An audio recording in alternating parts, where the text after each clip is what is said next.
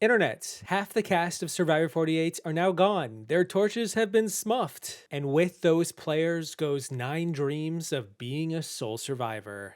Or should I say, a true contender? Survivor 48 has been a lot. There's just a lot to talk about. I mean, never mind they're starving on an island for 26 days trying to win $1 million and blindside each other. We've got old school meat shields banding together. Don't see that very often. Social bonds being forged over moments larger than the game. Did you guys peep that Survivor YouTube video? That thing took off. We've got heated rivalries, overt and covert duos in every direction, stiff competition in the challenges, players being called out for their poor jury management. And wait, is that Honeycomb Havoc?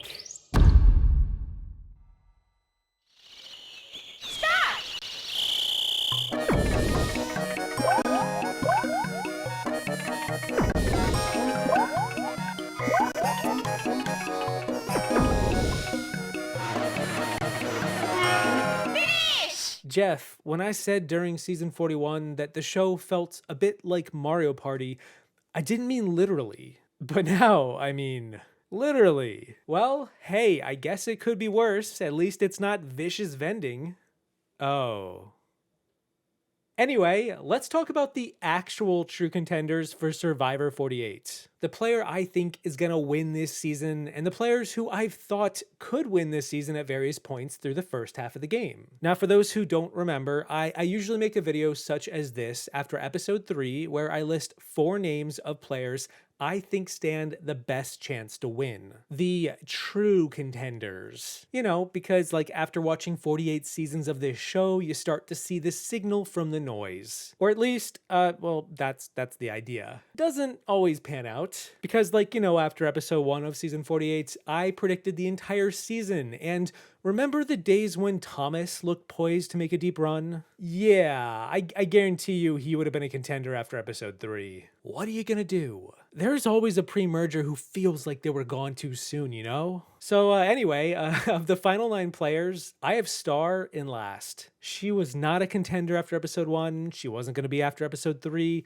and here we are now with half the cast gone. On the upside, I did think she was going to be gone by now, and a part of me wonders if she makes it to the finale at this rate. Does she actually sit in the final 3? Is there enough story there for that? She has barely made any noise this season, and maybe there's some 3rd place upside here. Now, this isn't like a boot order video, thankfully, but more just a winner vibe check, as number 8 is Mary. Oh, how I wish her post-merge game had more to talk about, given how prominent she was in like the first 5 episodes. That's my biggest issue with Mary. If she were the winner of this season, what the hell is she up to right now? She is somehow connected with David all of a sudden, but that's kinda it. And given David's disposition at the moment, I can't say I feel too great about her chances. It feels like Mary's story ended with Say getting voted out. And as much as I wish there was some, you know, Denise last woman standing from her tribe upside to go on to be the winner,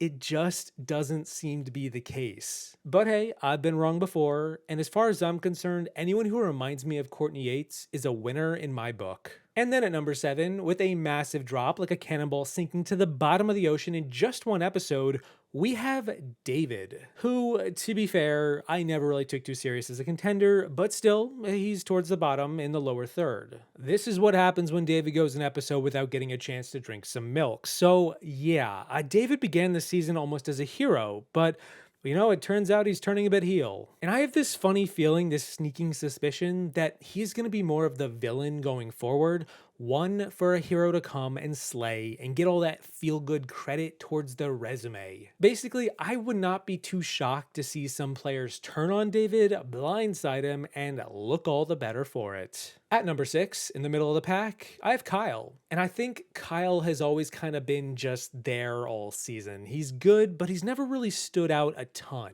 And he's also the first player who I think I could potentially be wrong on. I could see a Kyle win, but I think he is more so a big target that gets taken out down the line. Kyle doesn't seem to be as slick as he's trying to be. I need him to do good with his plot to frame Shaheen. Something he still hasn't gotten around to yet. I almost feel like it's like this looming shadow in the distance. I get this sense that Kyle is in a bit of a panic at the moment as the water of the game is rising and he's just got nowhere to hide. I do think he has some good credit with Joe, and maybe that'll go places, maybe that'll be a lifeline that he needs, but I am still iffy on him overall as the winner. Which then leads me to number 5, and it kind of pains me to do this, but number 5 is Camilla, who I feel okay about. She's in the middle of the pack, but she's also suffering a bit from the same reasons that I listed when I talked about Mary. Camilla was more prominent in the pre-merge. I felt like her story was more front and center. I knew what she was up to and where she was going, what she was doing, and well, then she kind of disappeared. And I get it. I get that she's on the outs of this majority alliance of now 6 out of 9, and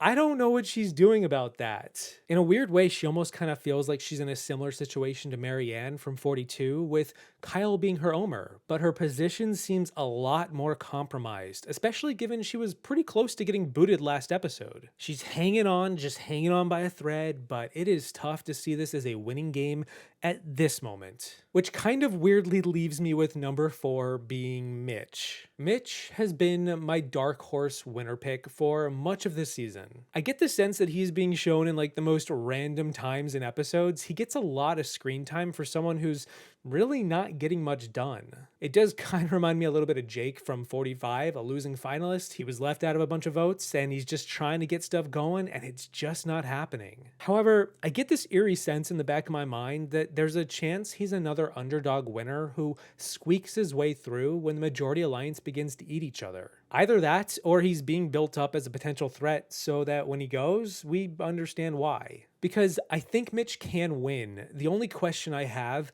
is, will this group let him get far enough to go on a challenge tear? I'm not discounting him just yet, and if somehow he is the winner 4 videos from now, I can at least say some weird spidey sense was tingling a month prior. So, surprise, surprise, after episode 1, I felt pretty good about a purple Logi player winning this season, and with half the cast now gone, I guess not much has changed. And I could still be proven wrong, but right now, I'm betting on purple. Between Shaheen, Joe, and Eva, I've got one of them as my current winner pick, one of them as my backup winner pick, and then one of them as like my big question mark of the season. The big question mark player is someone who I wonder could be a dragon, a big player who's a big threat to win and gets knocked out really late. Or are they just the winner, and we've seen a lot of their warts as a player along the way to just flesh them out? I mean, maybe they're not actually warts, according to Kyle. Maybe they're just imperfections or bumps along the road. And yeah, I'm talking about Shaheen. If you recall his gameplay in episode 4 with Kyle's bag search and then getting blindsided by the idol was really bad. I watched that episode and it basically made me nearly take Shaheen off the board. I mean, he looked terrible in that episode, just so wrong on so many levels. I have called off players from being the winner or even a contender for much less, but here we are with Shaheen at number 3. And like, why don't I have him lower? I guess because he told us about how wrong he was right after. He was able to narratively recover, and like just in this last episode, he talked about how wrong he has been this entire season. He's wrong a lot, but he knows he's wrong a lot. Does that meta layer cancel out being wrong, or is he just overconfident and primed for a downfall by the end? That's my big question mark, and it's why I've got him as my 3rd most likely to win, but not my winner pick. But dang, if he does win, that episode 4 was a doozy. Kinda like how episode 5 was a doozy for my top 2. Joe and Eva. Yin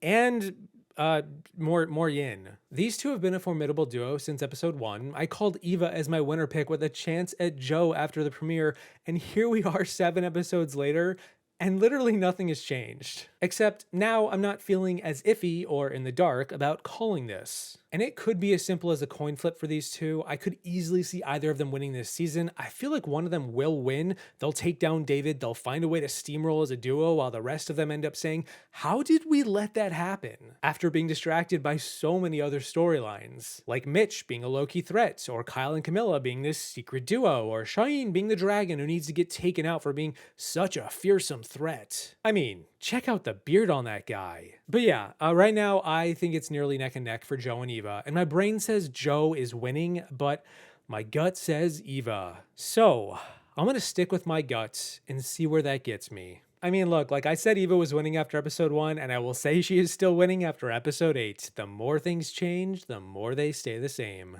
And you know, for just 9 players, there's still a lot to talk about. I'm gonna save the rest of my thoughts on this season for my review in a couple weeks, but that is gonna be it for my actual true contenders of Survivor 48. I figured this was a good time to check in given half the cast are now eliminated and we are actually looking at the upper echelon. You know, the whole point of the true contenders videos. I try to predict who's gonna be here. Well, now we're here. So, who is actually gonna take this? Who do you think is winning this season of Survivor? That's the $1 million question, and I've got a couple of names up in the air, so I'm keen to hear your thoughts. I will say this season feels a lot more old school coded than I expected, despite the inclusion of Honeycomb Havoc. Now, if we could just get Snowball Summit, but with like sand, I wouldn't complain. Either way, a big thank you to my patrons for all your support. Thank you all for watching. I hope you enjoyed the video. Don't forget to play your golden pipe on your way out, and I will see you in the next one. Once I commissioned Boo to yoink your star because, hey, I earned it. Making a back path to the water well. I'm just gonna come the back way, then I can slowly creep down. Sneaky is fun. I can't wait to try it out. Justin, I'm coming to Luigi's next month. Luigi time! You know how powerful that is? I'm gonna show you how powerful that is. Everybody's eyes say, bing! You got stars! At this point, I'm definitely having fun.